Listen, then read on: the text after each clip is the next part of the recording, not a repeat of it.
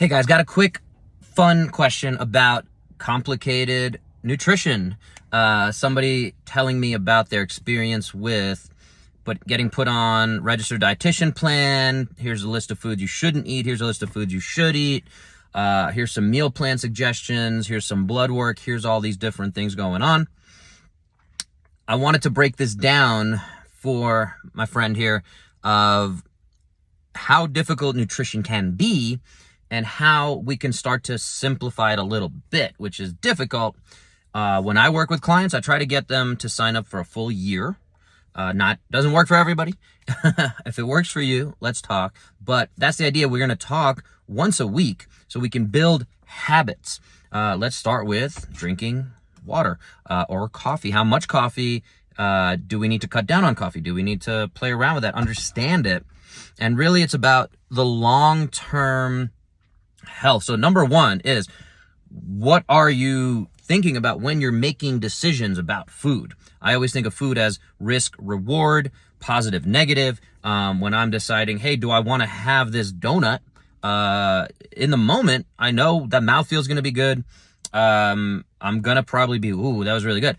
But how does that tie into my bigger picture, my purpose, my meaning as a father, as a physical therapist, as somebody who is hoping to help you guys be healthier?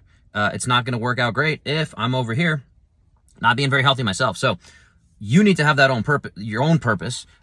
So when you're thinking about nutrition, again, the big thing it has to start with you and saying, okay, like, how connected to this concept am I that if I change how I eat and every decision I make with food can be a process where things are going to change. Things have constantly changed for me as I get new information, as I continue to change my health, as I became a father a couple months ago. It changes my mindset. So where's your mindset? What are you thinking about? Are you thinking about long-term health? Are you thinking about short-term health? Are you thinking about looking better naked? These are common things, but you need to sit down and write it down. For me, I'll share, I want to live to be 100. I want to be able to run around, improve my health span. So something to think about here, and that's just the big chunk of A. And sorry it took so long to get to that concept, but I think it's very important to say, what are your goals with nutrition? Is it just to lose weight? Is it to gain weight? Is it to, again, feel better in your body? Now, long term, can we talk about that? So that is how we need to define our plan. The other two things I'm going to throw at you really quick. Number one, generally, we need more protein, good quality protein that allows us to build some muscle. Strength training. I just did a podcast on my Demand Better podcast with my buddy Corona back in New York City.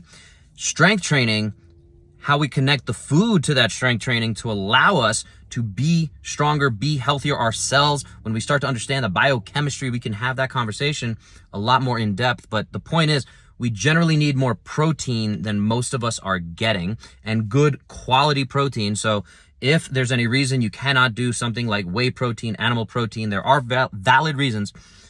We still need to talk about how to combine amino acids. Even beans and rice is a good way to get a complete profile of amino acids, but they need to be prepared right.